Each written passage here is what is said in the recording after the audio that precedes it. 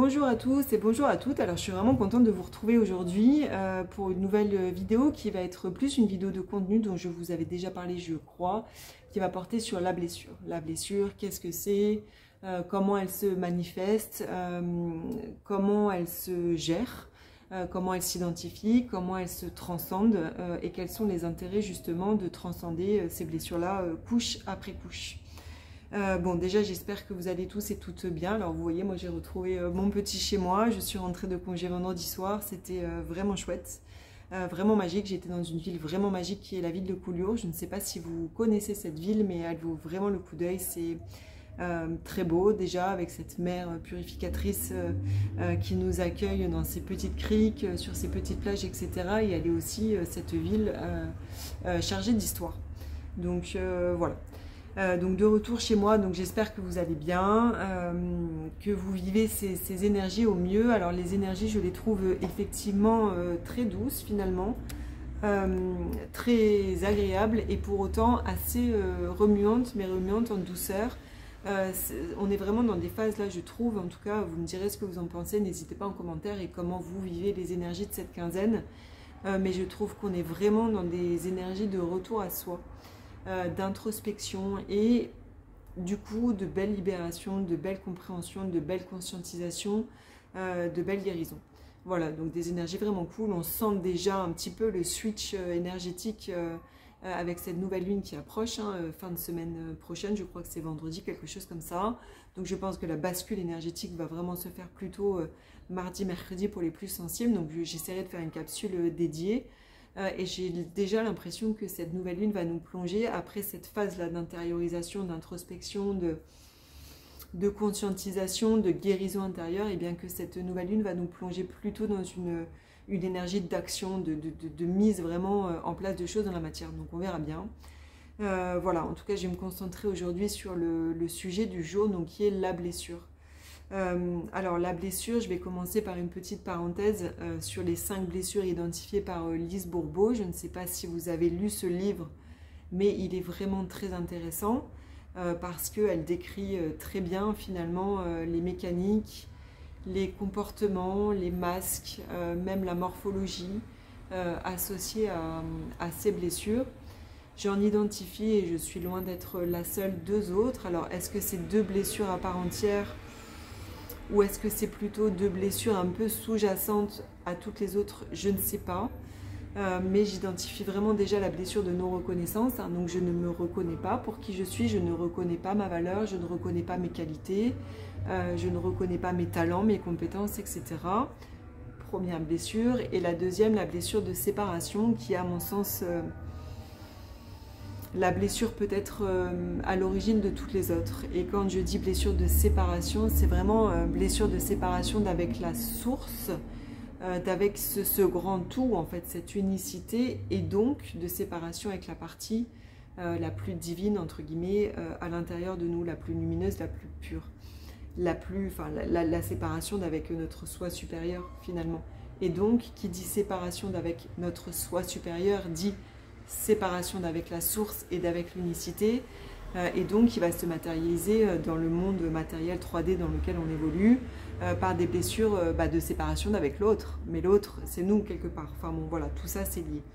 En tout cas, si vous n'avez jamais lu le livre de Lise Bourbeau, je vous le conseille vivement. Elle a fait un travail assez impressionnant et très intéressant sur ces notions-là. Voilà, je referme la parenthèse. Donc la blessure, finalement, elle est en nous. Elle est engrammée, emmagasinée dans nos cellules, dans notre mémoire cellulaire. Et notre mémoire cellulaire, c'est notre boîte noire inconsciente, hein, quelque part. Notre boîte noire mémorielle qui contient toutes nos expériences. Toutes les expériences qu'on a vécu, qu'on a engrammé donc dans cette vie, mais pas que, hein, dans d'autres lignes temporelles, dans d'autres espaces-temps, et aussi la mémoire qu'on récupère de notre transgénérationnel.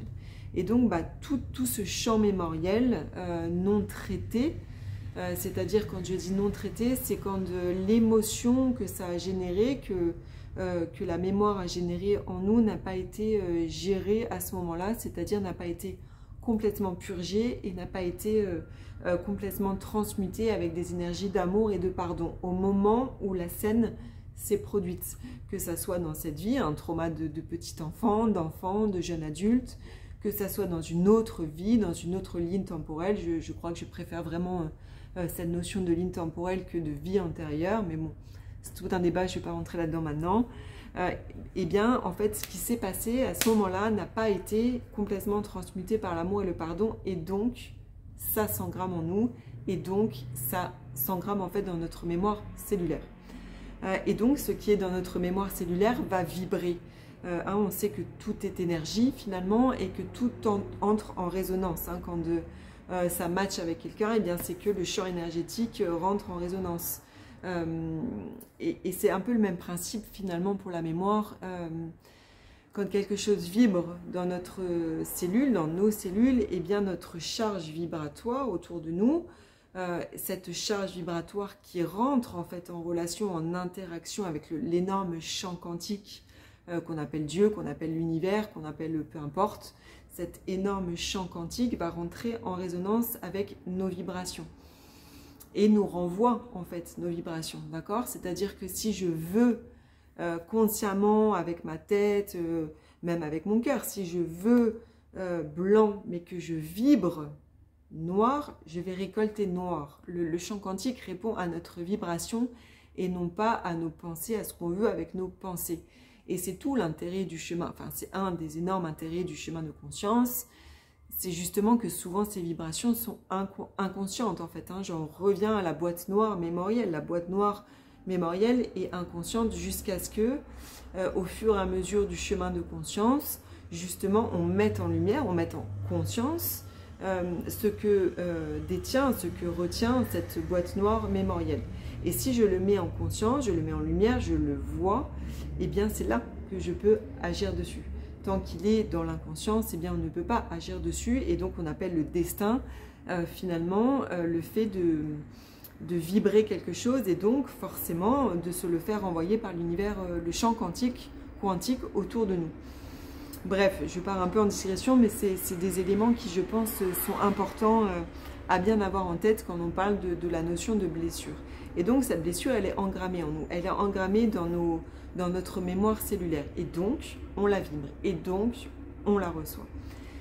Et donc comme je disais, elle a été engrammée par toutes les expériences qu'on a vécues, donc de cette vie, d'autres lignes temporelles, qu'on a récupéré du transgénérationnel, etc. Et ce qui est souvent intéressant de constater sur le cheminement, au fur et à mesure qu'on avance, et qu'on traite couche après couche ce qui doit être regardé et traité, c'est que bien souvent sur les grosses blessures qui prennent beaucoup de temps, à guérir. Est-ce qu'on en guérit vraiment? Je ne sais pas. En tout cas, à adoucir, à dompter, à apprendre à appréhender, et en tout cas à cicatriser. Et bien que ces grosses blessures à l'intérieur de nous, qui peuvent être très différentes d'une personne à l'autre, bien évidemment, parce qu'on a chacun une empreinte très particulière, une vibration qui nous est propre, et un vécu qui nous est propre, et bien ces gros nœuds-là se retrouvent très très souvent à la fois dans le transgénérationnel, à la fois dans les mémoires karmiques, dans les mémoires akashiques, et à la fois dans nos traumas de petit enfant et d'enfant, en tout cas dans les traumas de l'enfant intérieur en nous. Et donc quand on agit sur un de ces gros nœuds, eh bien on libère à la fois le transgé, à la fois le karma et à la fois l'enfant intérieur, et ça nous allège au quotidien, dans notre vie quotidienne. Voilà, donc elle vibre, donc elle attire, d'accord? Et donc elle attire, et donc on la vit. Donc c'est un peu un cercle vicieux finalement, jusqu'à ce qu'on se dise justement, qu'on ait ce réveil et qu'on se dise allez stop, je peux agir, je reprends mon pouvoir pour agir dessus, pour casser ce cercle vicieux. Parce que donc on la vibre, on l'attire, on la vit, et donc pendant très longtemps il y a un cercle vicieux comme ça de du coup on renforce nos croyances, on renforce nos pensées limitantes, et on renforce la blessure. Et donc on la vibre encore un peu plus, et on la tire, etc. jusqu'à ce que on fasse ce travail de conscientisation et donc de libération. Et donc si on vibre une blessure dans nos cellules, dans notre mémoire cellulaire, et qu'on la porte, cette blessure, eh bien on va avoir les comportements, les masques en fait associés à cette blessure et les comportements dysfonctionnels associés à ces masques, d'accord?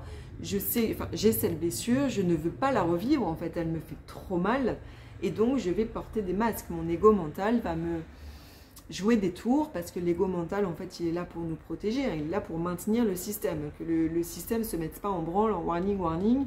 Non, l'ego mental il contrôle ça. Jusqu'à ce que pareil on apprenne à le dompter parce qu'en fait il nous protège de beaucoup de choses qui sont très belles pour nous, dans le risque du renouveau, dans l'amour avec un grand A, etc. Et donc l'ego mental va mettre des masques en place, va mettre des comportements en place qui sont pendant très longtemps inconscients, hein, au même titre que cette boîte noire. Les comportements associés sont inconscients jusqu'à ce que on vienne enrayer ce cercle vicieux, qu'on mette ces comportements en lumière et en conscience et qu'on les travaille. Voilà, alors, donc d'où viennent-elles? On en a un petit peu parlé, hein, donc des mémoires karmiques, transgénérationnelles, des mémoires de cette vie, de toutes nos expériences, de toutes les lignes temporelles et de toutes les dimensions qui ont laissé une empreinte mémorielle en nous, c'est-à-dire une émotion de peur qui n'a pas été transcendée sur le moment par une énergie de pardon et d'amour. Et donc, la mémoire s'engramme. Ce qui est intéressant aussi, en fait, à comprendre, c'est que la mémoire, elle peut être passive pendant très longtemps. Donc, elle peut être passive pendant 30 ans de votre vie. Et puis, il va se passer quelque chose. Vous allez rencontrer une personne, vous allez avoir une discussion à un moment donné qui, bam, va réactiver, en fait, la mémoire à l'intérieur de vous. C'est un peu le principe des régressions karmiques, finalement. Vous êtes en inconscience totale de ce karma-là, jusqu'à ce qu'il y ait une personne, une âme qui rentre dans votre vie, ou qu'il se passe un événement bien particulier, où bam, la mémoire va devenir active. Et donc, elle va commencer à vibrer. Voilà, donc toutes ces expériences qui ont laissé finalement une empreinte, un trauma, un petit trauma, un grand trauma, et une faille dans notre cœur. Et donc, l'être humain qui a été blessé par ces expériences va ensuite chercher à s'en protéger en mettant justement en place ces mécanismes de masque et de comportement de contrôle dysfonctionnel. Donc, je prends un exemple, donc pour ceux qui connaissent, ben voilà, mais je prends un exemple, par exemple la blessure de trahison que je connais très bien et qui a été énormément travaillée sur mon chemin et qui est encore travaillée, et qui se rejoue dans mon transier, dans mon karma à fond les ballons, et bien évidemment dans l'expérience d'incarnation que je suis en train de vivre aujourd'hui. Eh bien, cette blessure de trahison, le masque, ça va être le masque du contrôlant. Je ne veux pas être trahi, je refuse d'être trahi, ça fait trop mal, donc mon ego mental va mettre ce masque du contrôlant, parce que si je contrôle, eh bien j'ai moins de risques d'être trahi. Ce qui est complètement un leurre, hein, bien évidemment, tout ça c'est matriciel, c'est un leurre finalement parce que ça n'empêche absolument rien. Et la seule façon, alors non pas d'empêcher d'être trahi, mais d'empêcher de vivre une scène, une interaction, un comportement comme étant une trahison, parce qu'en fait le fait potentiellement est neutre, mais c'est parce qu'on le regarde avec notre paire de lunettes trahison qu'on se sent trahi. Et donc, pour empêcher de se sentir trahi, c'est pas ce masque du contrôlant-là qui fonctionne, c'est de venir couche après couche apaiser, cicatriser, guérir cette blessure à l'intérieur de nous. Donc, j'ai mal, voilà, c'est ce que je disais, j'ai mal, je me protège pour ne plus avoir mal et donc je mets ces comportements dysfonctionnels en place. Cercle vicieux, je renforce ma croyance. Par exemple, si la mémoire cellulaire, si ce qui est engrammé en nous, c'est quelque chose du type je ne mérite pas, admettons, par exemple sur une blessure d'abandon, l'abandonnique va se dire je ne mérite pas d'être aimé. Eh bien si je vibre, je ne mérite pas d'être aimé, je vais attirer à moi des relations qui vont venir renforcer cette croyance de je ne mérite pas d'être aimé. Vous voyez le truc. Donc en fait, la seule façon de casser ce cercle, c'est de mettre en lumière tout ça et de guérir en fait au fur et à mesure. Voilà, seule solution, enrayer le système. C'est vraiment ça en fait. Alors enrayer le système, ça se fait pas d'un claquement de doigts malheureusement. On aimerait bien, mais enrayer le système, c'est long. C'est fastidieux, c'est un travail, j'ai envie de dire, presque de chaque jour, de chaque instant, de mettre de la conscience sur ok, qu'est-ce qui se vit là dans la pièce de théâtre, dans la scène de la pièce de théâtre que je suis en train de vivre avec mes collègues, avec mon conjoint, avec ma famille, peu importe, on s'en fout, avec le boulanger. Ok, qu'est-ce qui se vit et qu'est-ce que ça génère en moi? Et ce que ça génère en moi, pourquoi ça génère ça en moi? Pourquoi là, dans cette scène, je me sens humiliée? Pourquoi je trouve que c'est vraiment injuste? Pourquoi je me sens rejetée? Et de mettre de la conscience à chaque fois là-dessus. Et une fois que la conscience est mise, eh bien de revenir sur ce qui a été ressenti pour le transmuter, pour le transcender. Donc forcément, ça ne se fait pas en 2 fois 2 jours. C'est des processus qui sont très très longs, mais qui sont profondément salutaires. D'où vraiment cette vidéo aujourd'hui, parce que je me dis en fait que si chacun fait ce travail pour soi, eh bien c'est comme ça aussi qu'on arrive à un monde qui est plus humain, qui est plus proche de l'amour inconditionnel pour soi déjà, et donc forcément pour l'autre, hein, c'est toujours la même histoire. On vibre quelque chose, on le reçoit, donc on vibre de l'amour pour soi, eh bien on reçoit de l'amour de l'extérieur, et on vibre de l'amour pour soi, on donne de l'amour pur à l'extérieur. Je pars en discrétion, pardonnez-moi, mais donc voilà, c'est un processus qui est long et fastidieux. Voilà, alors comment les reconnaître et les identifier, ces blessures finalement?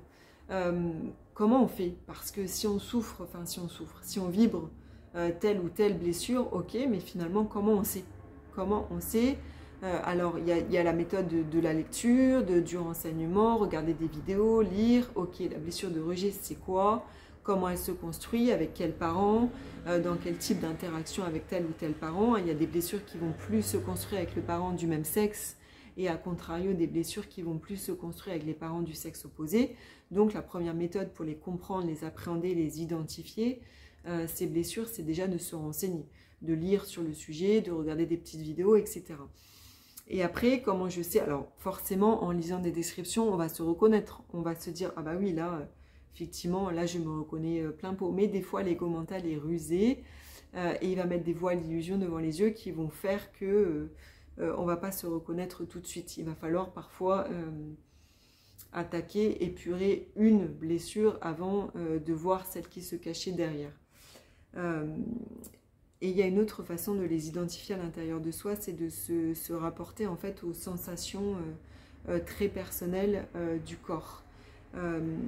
Par exemple, je vais être nouée à la gorge dans tel type de situation, ou bien dans tel autre type de situation, je vais avoir l'impression d'avoir un coup de couteau qui est planté dans le cœur, ou je vais avoir le plexus ou le chakra sacré, peu importe, qui va être tout noué, comme une boule comme ça à l'intérieur du plexus. Et ça, c'est des très bons indicateurs, et c'est aussi des très très bons outils, d'ailleurs je vous en parlerai après dans la vidéo, c'est vraiment des outils de libération et de guérison, les sensations du corps, d'accord ? Il y a beaucoup de choses en fait qui se passent dans le corps, et le corps est un merveilleux outil de guérison et de libération.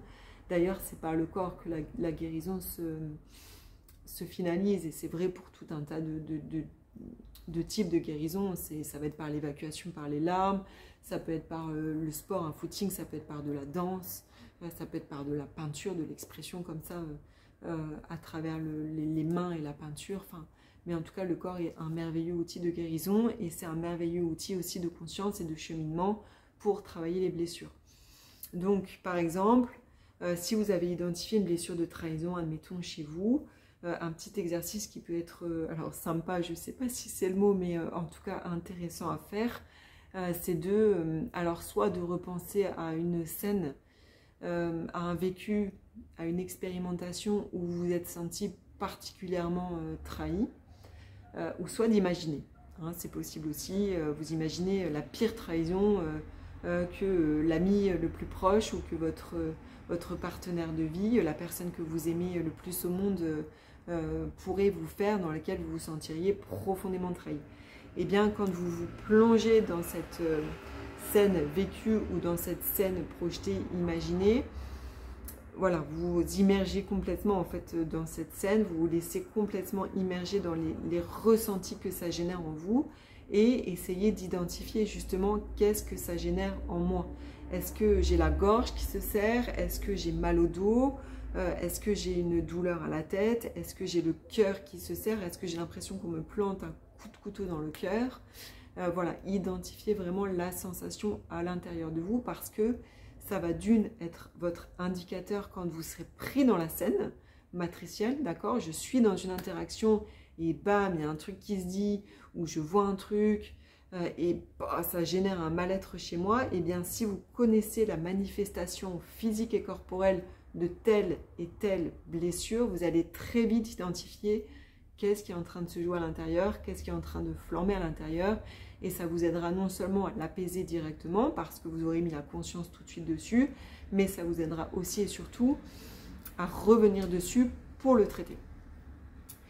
Donc le corps est le meilleur indicateur. Apprendre à reconnaître ses blessures. Où j'ai mal, à quel endroit, comment ça se manifeste. Est-ce que c'est une boule? Est-ce que c'est quelque chose qui se tord? Voilà, et donc c'est de l'entraînement en fait, d'accord? Et parfois, plusieurs blessures peuvent être logées au même endroit. Par exemple, voilà, titre d'exemple très personnel, le rejet, l'abandon et la trahison sont au niveau du chakra cœur chez moi. Par contre, donc c'est le même chakra qui va être impacté, le même endroit, mais la sensation sera très différente. Rejet, abandon, c'est assez proche quand même, c'est assez similaire, mais trahison est très différente. Et donc je sais directement si c'est rejet, abandon, trahison au niveau du cœur, et entre les trois, c'est quoi. Je sais si c'est par exemple l'injustice, ça va se jouer vraiment au niveau du chakra-gorge. Je vais sentir le chakra-gorge qui va se nouer comme si je pouvais plus parler. Et l'illumination va se jouer plutôt au niveau du plexus. Donc en fait, déjà avec la sensation corporelle, je sais, je comprends directement, je mets de la conscience directement sur ce qui est en train d'être réveillé chez moi comme blessure par la scène de la pièce de théâtre, la scène matricielle dans laquelle je suis actrice à ce moment-là. Voilà, alors comment et pourquoi elle s'active? Alors, comment elle s'active, on l'a dit là un petit peu, on l'a évoqué un petit peu, en fait elle peut s'activer par tout et n'importe quoi. Tous les moyens sont bons, ça peut être une discussion, un échange, quelque chose qu'on va voir sur les réseaux sociaux, à la télé, dans la rue, qu'on va observer, une scène de laquelle on va être témoin. Ça peut être d'un message, un message qu'on reçoit en SMS, un message qu'on reçoit en mail, un message qu'on reçoit verbalement. Le message en soi, il est neutre, ça peut être n'importe quoi, mais notre filtre va faire que la blessure va s'activer. Ça peut être aussi une âme comme ça qui rentre dans notre vie. En fait, ça va activer très très fortement une blessure. On peut ne pas comprendre d'ailleurs sur le coup, mais pourquoi cette âme-là, pourquoi ce lieu-là, pourquoi cette scène-là vient réveiller à ce point-là la blessure? Et bien souvent, c'est que ça fait écho à un trauma inconscient, à un karma inconscient, à une mémoire étrangère inconsciente, tout simplement. Donc, tous les moyens sont bons pour activer les blessures. Et pourquoi elles s'activent finalement? Eh bien, pour être vues, pour être conscientisées, pour être regardées et donc pour être traitées. En fait, il faut bien comprendre que quand la blessure vibre à l'intérieur de nous, la vie va s'orchestrer constamment et constamment et constamment de manière à ce que qu'on ressente en fait cette blessure jusqu'à ce qu'on se dise ok, en fait c'est pas la vie qui la génère, c'est la vie qui me la montre, parce qu'en fait la vie est un miroir et la blessure elle est bien chez moi, hein, d'accord? C'est l'histoire de la télécommande. La télécommande elle a plein de boutons, et bien moi je viens appuyer sur les boutons de la télécommande, mais finalement c'est la télécommande qui a les boutons. Et donc j'active en elle certaines choses. Et bien nous, c'est pareil, en fait. Et donc la vie va s'orchestrer tout le temps, de manière à ce qu'on puisse voir et à ce qu'on puisse enfin regarder que les blessures sont à l'intérieur de nous et que la vie ne nous les inflige pas, mais la vie nous les renvoie simplement en miroir. Et c'est pour ça, en fait, qu'on revit ces boucles et ces boucles et ces boucles. Chaque boucle, en fait, est une occasion de guérison. Chaque boucle est une occasion de libération. Alors, c'est pas forcément facile de le voir comme ça sur le coup, et c'est normal de ne pas le voir comme ça sur le coup. Sur le coup, on va se dire, ben, encore, j'ai mal encore, et il s'est encore passé ça, et on m'a encore abandonné, et on m'a encore trahi. Alors qu'en fait, la vie, elle vient juste nous dire, hey, tiens, je t'offre là, sur un plateau d'argent, l'occasion d'enlever une couche de cette blessure, d'enlever du coup une couche de cette libération, du coup d'attirer autre chose, et de rentrer, au lieu d'être dans ce cercle vicieux, de rentrer à contrario dans un cercle qui est plus vertueux. Voilà, donc elle s'active pourquoi? Pour s'en libérer, pour en guérir, pour en devenir libre, pour faire tomber les voiles d'illusion qu'on a devant les yeux et pour faire tomber nos masques et nos comportements dysfonctionnels associés à ces blessures. Et donc aussi pour ouvrir de plus en plus notre cœur. Plus on guérit, plus on libère, plus on gagne en amour de nous, plus on gagne en amour tout court, plus on ouvre notre chakra cœur et plus on vibre quelque chose de beaucoup plus serein, apaisé, lumineux, plus dans l'amour et plus forcément on reçoit des choses plus apaisées, plus sereines, plus lumineuses, plus dans l'amour. Mais tout ça, c'est des longs processus, hein, ça ne se fait pas du jour au lendemain. Donc pour ouvrir notre cœur de plus en plus après chaque couche épurée. Et donc pour faire grandir l'amour, la joie et la paix. Plus on guérit, plus on ascensionne, hein, d'accord? Plus on enlève des grosses pierres de notre sac à dos et plus l'âme peut ascensionner. Et plus on hausse notre taux vibratoire, et donc plus le taux vibratoire se hausse et plus finalement on s'aligne avec cette partie la plus divine en nous qu'on appelle le soi supérieur. Mais je reviendrai sur toutes ces notions-là parce que j'ai vraiment envie de vous faire des petites vidéos sur le processus d'individuation de Jung qui parle aussi de tout ça à sa façon, mais c'est très intéressant. J'aime beaucoup l'approche de Jung sur ça. Donc plus on s'aligne finalement à notre chemin de lumière et donc plus notre vie quotidienne devient fluide, douce, magique, finalement féerique parce que tout s'orchestre. En fait l'orchestration va se faire, en fait on va recevoir du champ quantique ce qu'on vibre et donc si on vibre amour, lumière, fluidité, gratitude, reliance, et bien le champ quantique va s'aligner à ça. Et donc les orchestrations de la vie vont être très chouettes. Vous avez besoin de quelque chose, bam, ça arrive. Vous avez besoin d'une place quelque part, bam, la place, elle est là. Enfin, c'est ça qui est vraiment chouette aussi dans le quotidien, quand on fait ce travail de conscience. Voilà, donc tout ça, on en a parlé. Voilà, alors oui, je reviens sur cette idée que finalement, quand on porte une blessure, eh bien, on va interpréter notre vie quotidienne, notre matrice, notre pièce de théâtre avec le filtre de cette blessure. C'est comme si voilà, là, vous avez le fait il est neutre, et bien moi, je vais porter la paire de lunettes trahison sur le fait, et donc le fait a beau être neutre, je vais me sentir potentiellement trahi si je porte cette mémoire cellulaire de la trahison. Un exemple, je ne sais pas moi... votre compagne ou votre compagnon rentre avec 2 heures de retard, le téléphone était éteint, vous avez essayé de l'appeler 150 fois, téléphone en off, et bien si on porte la blessure de trahison très fortement à l'intérieur de nous, on peut très bien pendant ces 2 heures-là se dire oh là là, mais ça se trouve il a quelqu'un d'autre, hop, ça se trouve il est en train de faire je sais pas quoi avec quelqu'un d'autre, et puis il a éteint son téléphone parce qu'il savait très bien que j'allais l'appeler, vous voyez, le contrôle, le masque du contrôle. Les comportements dysfonctionnels, j'appelle 150 fois, t'es où, t'es où? Alors qu'en fait, ça se trouve, il a juste eu une panne de batterie et puis il a juste eu un problème au boulot. Mais le filtre de la trahison va faire qu'on va assez facilement et rapidement interpréter le fait neutre. Il a 2 heures de retard. Voilà, ça c'est le fait neutre. Eh bien, on va l'interpréter avec nos filtres intérieurs, en fait. Voilà, et donc plus on guérit ces blessures à l'intérieur, et bien moins le champ quantique, l'univers, la vie va avoir besoin finalement de s'orchestrer pour qu'on les voit. Elle va continuer pendant très longtemps sur le chemin à avoir besoin de s'orchestrer pour les réveiller parce que c'est des couches et des couches et des couches et des couches et que si on veut la purger cette blessure, eh bien il faut aller jusqu'à la racine du mal et l'arracher. Et donc pour ça c'est un long chemin parce qu'on passe par tout un tas de réveils de ces blessures et à chaque couche nettoyée, libérée, eh bien la couche d'après n'est pas forcément moins violente, c'est pas vrai, mais en tout cas elle est peut-être plus facile à nettoyer, à libérer. Ah oui, j'ai marqué attention au test parce que ça je l'ai constaté 1 milliard de fois sur mon propre cheminement et aussi sur les personnes autour de moi.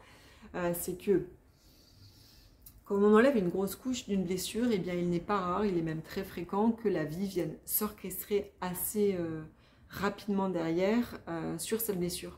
D'accord, je viens d'enlever une couche de la trahison, et bien 5 jours ou 10 jours après, je vais revivre une scène que j'aurais pu interpréter, vivre, vibrer sur de la trahison plein pot, justement pour que je puisse faire une jauge moi-même, de moi-même vis-à-vis de moi-même. Ok, la scène-là se reproduit.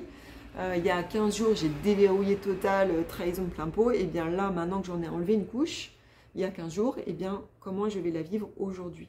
Est-ce que ça va vibrer aussi fort? Est-ce que la douleur va être aussi présente? Est-ce que je vais la mettre en lumière plus rapidement? Est-ce que je vais la libérer plus rapidement? Voilà, tout ça, c'est encore une fois des occasions de guérir à chaque fois, ces tests-là. Voilà, alors j'en viens à la partie de comment je fais comment je fais concrètement quand cette blessure finalement se réveille à l'intérieur de moi, qu'est-ce que j'en fais? Donc l'identifier, d'accord? C'est ce qu'on me disait, j'identifie c'est quelle blessure, j'identifie avec ce que je me dis, avec les comportements que j'associe, avec les sensations physiques du corps. Ok, donc c'est le rejet, c'est l'abandon, c'est la trahison, l'injustice, peu importe, j'identifie. Et ensuite, l'exercice que je vous propose, en tout cas c'est la seule solution que j'ai réellement trouvée pour moi. J'ai pas trouvé d'autre solution finalement. C'est de se laisser en fait pleinement, totalement et intégralement traverser par toutes les sensations que ça génère en nous. Donc les sensations du corps physique, on en a parlé, mais aussi par toutes les sensations mentales, donc les pensées. Je suis une merde, j'y arriverai jamais. De toute façon, c'est normal qu'il soit parti voir quelqu'un d'autre si on reste sur la blessure de trahison, parce que de toute façon, je ne mérite pas d'être aimée pour ce que je suis. Et de toute façon, toutes les autres ou tous les autres sont mieux que moi. Et blablabla, et blablabla, et blablabla. Se laisser aussi traverser par ces pensées-là. Se laisser traverser aussi par les sensations émotionnelles. Je suis triste, je suis en colère, je suis frustrée, je suis enragée. Je suis désespérée, peu importe. Hein, on a chacun, ça se manifeste de façon différente en fait, hein, chez les uns et les autres, donc peu importe. Et en tout cas, quand la blessure se réveille, alors de deux choses l'une, soit vous êtes pris dans une interaction, dans une scène, et c'est très difficile de se laisser traverser à ce moment-là, parce qu'il y a des gens autour de nous, etc. Là, le seul conseil que je puisse donner dans ce genre de situation, c'est essayer de ne pas rentrer en interaction avec la blessure qui est active, parce que qui dit blessure active dit masque et comportement dysfonctionnel associé actif. Et donc c'est pas forcément la solution. Donc la solution peut-être, si là on est vraiment prise dans une scène matricielle, c'est ok, je fais le vide, en tout cas je ne rentre pas en interaction, je mets fin potentiellement à l'interaction. Écoute, on en reparlera plus tard, je vais digérer un peu ce qui vient de se dire, ce qui vient de se passer, là j'ai besoin de m'isoler un petit peu, on en reparlera. Voilà, et je clôture. Et par contre, à froid, une fois seule, une fois posée avec vous-même, et bien de vous mettre en introspection, de vous mettre en méditation avec une petite fréquence, peu importe, avec une petite musique qui vous plaît, enfin peu importe, chacun a sa façon de faire, et de revenir sur cette scène, et de revenir au moment où la douleur s'est activée, où la blessure s'est activée, et de vous laisser, là, je suis désolée, c'est un peu bruyant parce que la fenêtre est ouverte, il fait très chaud, là on est vraiment encore dans un vrai été, et de revenir en fait sur ce que vous avez ressenti au moment de l'interaction, et de vous replonger dans ce que vous avez ressenti, et de vous laisser complètement absorber. Vraiment, c'est vraiment le mot, c'est absorber, parce que vous avez ressenti sans freiner, sans chercher à fuir, sans chercher à minimiser, à diminuer. Non, au contraire, plus on fuit, plus on renforce finalement, parce que c'est reculer pour mieux sauter. Non, on se plonge, vraiment, on se plonge dans la douleur. On se plonge dans la douleur physique, émotionnelle, mentale, on se plonge complètement dedans. Quitte à pleurer, quitte à taper dans un coussin, quitte à crier si besoin, peu importe, quitte à danser, à sauter, peu importe votre façon d'évacuer, mais voilà, se laisser complètement immerger dans cette douleur-là. La douleur s'arrêtera de manière assez nette, une fois que justement la mémoire aura été épurée. Parce ce qu'il faut comprendre aussi, ce qui est vraiment intéressant aussi à comprendre et à analyser, surtout, hein, c'est même pas de le comprendre, c'est de l'analyser pour soi-même. Finalement, c'est ok, il s'est passé ça, par exemple, je sais pas moi, qu'est-ce que je pourrais dire, j'ai eu une interaction avec une très très bonne amie à moi, qui m'a dit ça, et je me suis sentie profondément mal quand elle m'a dit ça, parce que je me suis sentie, par exemple, rejetée pour qui j'étais, etc. Eh bien, donc c'est intéressant de revenir sur ce qui s'est passé avec l'ami, de nettoyer, mais ce qui est vraiment intéressant aussi, c'est de faire des liens. C'est-à-dire, ok, il s'est passé ça, elle m'a dit ça, ça, ça, je me suis sentie rejetée. Ok, eh bien, à quel moment dans mon enfance, dans mon adolescence, dans du karma, si j'ai déjà eu l'occasion de faire des visites, des régressions karmiques, dans mon transgé, si j'ai déjà eu l'occasion de questionner mes parents, mes grands-parents, mes arrière-grands-parents pour certains, en tout cas si j'ai déjà eu l'occasion de comprendre les gros nœuds transgénérationnels, mon ami m'a dit ça là, dans cette vie, dans cette incarnation présente, eh bien à quoi ça renvoie?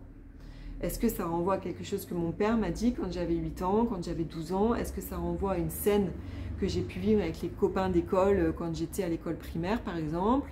Est-ce que ça renvoie à quelque chose que ma mère m'a raconté de son enfance? À quoi ça fait écho? D'accord? Parce que du coup, quand on est dans cette conscience-là, eh bien les couches qu'on enlève sont plus grosses parce qu'on enlève plusieurs couches d'un coup finalement. Je pleure aujourd'hui, je me laisse aujourd'hui totalement imprégnée, traversée par la douleur que ce que mon ami m'a dit ou m'a fait à générer chez moi. Et en me laissant traverser par cette douleur, et bien potentiellement, je nettoie aussi une douleur qui a été engrammée dans une mémoire d'une autre ligne temporelle, qui a été engrammée dans la mémoire transgénérationnelle, etc. Et donc, je fais d'une pierre deux coups, voire d'une pierre trois coups, potentiellement. Voilà, et donc se laisser complètement traverser et mettre, il y a deux énergies hein, qui sont finalement très intriquées l'une avec l'autre, l'amour et le pardon. Et mettre de l'amour et du pardon. Voilà, c'est ça en fait le baume de guérison. D'accord, si vous coupez le bras là, vous tranchez là, eh bien vous n'allez pas vouloir que quelqu'un appuie dessus, ça va faire mal, vous le savez. Par contre, si je mets du baume, et si je mets du baume, et si je mets du baume, et que finalement la peau est complètement cicatrisée, il y aura peut-être une cicatrice, elle se verra, peut-être par contre, elle ne fera plus mal. Eh bien les blessures intérieures, les blessures émotionnelles, c'est la même chose en fait. Si à force de mettre du baume, d'amour et de pardon, eh bien on va cicatriser cette blessure et elle fera de moins en moins mal et du coup la vie aura de moins en moins besoin d'appuyer dessus puisque ça y est, le travail a été fait ou en tout cas est en cours, etc. Voilà, je me suis un petit peu perdue dans mes explications, j'espère que je suis claire, n'hésitez pas à me dire en commentaire si c'est clair, s'il y a des choses particulières que vous voulez que je développe davantage ou que je donne davantage d'exemples. Voilà, n'hésitez vraiment pas à me dire en commentaire ce que vous en pensez et s'il y a des choses qui ne sont pas assez claires. Voilà, donc c'est ce que j'ai écrit. À quoi ça me renvoie? À quoi ça fait écho hein, d'accord? Ce qui s'est passé il y a 2 heures, ce qui s'est passé avant-hier, ce qui s'est passé il y a une semaine finalement, à quoi ça fait écho à l'intérieur de moi? Est-ce que c'est pas une vibration, une sensation que j'ai déjà vécue dans mon enfance? Et la réponse est, je ne peux pas dire à 100% parce que tout ce qu'on sait, c'est qu'on ne sait rien, mais je pense à 95%, oui. C'est quelque chose qui a déjà été engrammé dans l'enfance, mais si ça a déjà été engrammé dans l'enfance, potentiellement, ça a déjà été engrammé dans Nutranger, ça a déjà été engrammé dans d'autres lignes temporelles. D'accord? Tout ça, c'est très intriqué finalement. Donc, à quoi ça fait écho en moi, dans mon enfance, mes vies karmiques, mon Nutranger, etc. Et donc ça, c'est à faire à chaque fois. C'est en ça que je dis que c'est un travail, un processus qui est long et fastidieux. Et ça s'apprend au fur et à mesure. En fait, ça devient naturel, ça devient comme une deuxième nature. Finalement, on le fait très naturellement. On ne le fait pas toujours sur le coup parce qu'on reste à certains moments complètement identifié dans notre avatar humain et on va donc réagir avec le filtre de l'avatar humain et c'est normal, il ne s'agit pas du tout de se fustiger, pas du tout, hein, on reste des humains incarnés, hein, ça il ne faut pas l'oublier quand on est sur un chemin de conscience. Hein. Ceux qui disent, je fais un petit clin d'œil à une amie à moi, il y a un reportage qu'on a regardé là-dessus, elle se reconnaîtra je pense si elle met la vidéo. Ceux qui disent non, il faut abandonner tout ce qui fait de nous un être humain parce que si on veut ascensionner, mais pas du tout, on ascensionne en tant qu'être humain et plus on est ancré dans notre matière et dans notre corps d'humain et plus on peut ascensionner. Donc ça, il faut vraiment le garder en tête. Et donc c'est tout à fait normal des fois de réagir complètement avec l'avatar et de s'identifier complètement à l'avatar. Par contre, ça devient une deuxième nature au fur et à mesure de faire ce travail de retour à soi, de changer l'angle de la caméra pour la mettre sur soi, pour identifier ce qui a été réveillé, ça devient une deuxième nature, même si ça ne se fait pas tout de suite sur le moment. Ça va se faire 2 heures après, 2 jours après, peu importe. Mais en tout cas, plus on avance et plus on prend l'habitude de faire ça, et plus ça devient finalement facile et fluide. Même si c'est jamais facile et enfin, c'est jamais agréable de plonger dans la sensation, dans la douleur physique, émotionnelle, etc. Je ne dis pas que c'est agréable, par contre c'est profondément salutaire. Et plus on avance et plus on prend l'habitude de le faire, et plus en fait ça nous traverse. Et c'est ça qui est magique sur le chemin de conscience, c'est qu'en fait on s'identifie de moins en moins avec le temps et avec le travail, le cheminement. On s'identifie de moins en moins à la blessure, on s'identifie de moins en moins à la douleur. En fait elle est là, elle nous traverse, mais elle ne fait que nous traverser. Voilà, donc plus on avance, plus ça devient un réflexe et c'est facile, même si ça reste bien évidemment douloureux sur le moment. En tout cas, ce qui est important, c'est de ne pas avoir peur de cette blessure quand elle se réveille, parce qu'elle est là pour nous passer un message et surtout, elle est là pour être transcendée, pour être cicatrisée, comme on a dit, pour être guérie et donc pour ouvrir notre cœur et pour voilà, avoir ensuite ces cadeaux du champ quantique et ces cadeaux de l'univers et avoir des relations qui sont beaucoup plus lumineuses, joyeuses, fluides, faciles, sans prise de tête, parce que chacun, enfin, on va faire le travail pour soi. Donc en fait, la friction extérieure aura moins besoin de se faire avec l'autre, puisque la friction intérieure est beaucoup moindre, finalement, d'accord? Si l'extérieur nous renvoie un miroir, notre intériorité, eh bien, plus intérieurement on vibre la joie, la paix, l'amour, et plus l'extérieur finalement va nous renvoyer la joie, la paix, l'amour, et donc va rentrer moins en friction avec nous, et donc le quotidien sera moins douloureux. Ça ne veut pas dire qu'il ne l'est plus, hein, Est-ce qu'un jour, quand on a vraiment atteint cet éveil, il n'y a plus aucune blessure qui rentre en résonance? Peut-être. Quelque part, je l'espère, je n'en sais rien, en tout cas, je n'en suis pas là. Des blessures, alors les personnes, les âmes aujourd'hui qui peuvent réveiller des blessures en moi se comptent vraiment sur le doigt d'une main, en tout cas de façon forte, hein. Je parle vraiment de façon forte.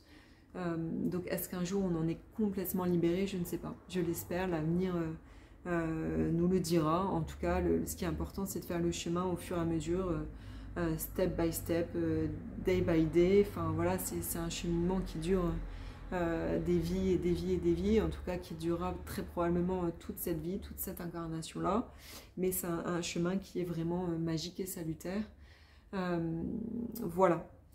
Je crois que j'ai fait le tour, en tout cas j'ai fait le tour finalement, j'ai pas tellement lu mes notes, je suis partie comme ça un peu à YOLO, donc j'espère vraiment que j'ai été relativement compréhensible, que je suis pas partie trop en digression, j'espère que le contenu vous aura plu, que ça vous permettra peut-être d'y voir un petit peu plus clair et de savoir finalement comment je fais quand la blessure s'active, qu'est-ce que je fais pour m'en libérer. Eh bien je me laisse en fait, je la transcende en me laissant complètement traverser avec ces énergies d'amour, de pardon, j'alchimise en fait, d'accord, je prends cette boîte noire mémorielle, cette masse noire en fait, hein, cette matière première, et je la transmute, et n'oubliez non plus jamais, dans ces moments où on épure la blessure, c'est-à-dire où on se laisse submerger par la sensation et la douleur physique, la douleur émotionnelle, les pensées, etc. N'oubliez jamais qu'on n'est pas seul dans ces instants-là, et que la terre est là, que le ciel est là, que le tout est là en fait, pour nous aider à transmuter. Les éléments sont là. J'ai beaucoup confié à la mer pendant mes vacances, des gros karmas là, que j'étais en train de comprendre, d'essayer de comprendre, en tout cas de nettoyer, de libérer, etc. Eh bien, j'ai beaucoup confié à la mer sur mes baignades. Je lui ai vraiment demandé de prendre et de transmuter, de m'aider à transmuter, et bien évidemment avec toujours l'amour et le pardon. L'amour et le pardon. Et je fais une toute petite et dernière parenthèse. Pardonner, je ne suis pas dans le pardon judéo-chrétien, c'est-à-dire ok, je te pardonne, vas-y, je tords l'autre joue, continue à me frapper, pas du tout. On peut pardonner profondément du cœur une âme, et ne plus vouloir que cette âme soit dans notre vie, ne plus vouloir être en interaction avec cette âme dans cette vie, et c'est ok en fait. Par contre, pardonner, c'est se libérer, et c'est libérer l'autre aussi. Donc c'est vraiment des énergies qui sont à la base du chemin de conscience. Voilà, bon, je vous laisse, je vous souhaite de passer une très belle soirée, journée, matinée, N'hésitez pas encore une fois à me dire en commentaire ce que vous en avez pensé. N'hésitez pas non plus à me contacter, hein. Mon adresse mail est dans la barre d'infos si vous voulez avoir de plus amples renseignements sur ce que je propose. Je travaille énormément en fait, hein, sur la mémoire cellulaire, c'est quelque chose qui me parle énormément parce que bien évidemment ça a été la base de mon propre cheminement, mais c'est la base, une des bases des soins que je propose. Donc n'hésitez pas, voilà, et puis merci vraiment pour votre écoute, votre confiance, prenez bien soin de vous et je vous dis à très bientôt.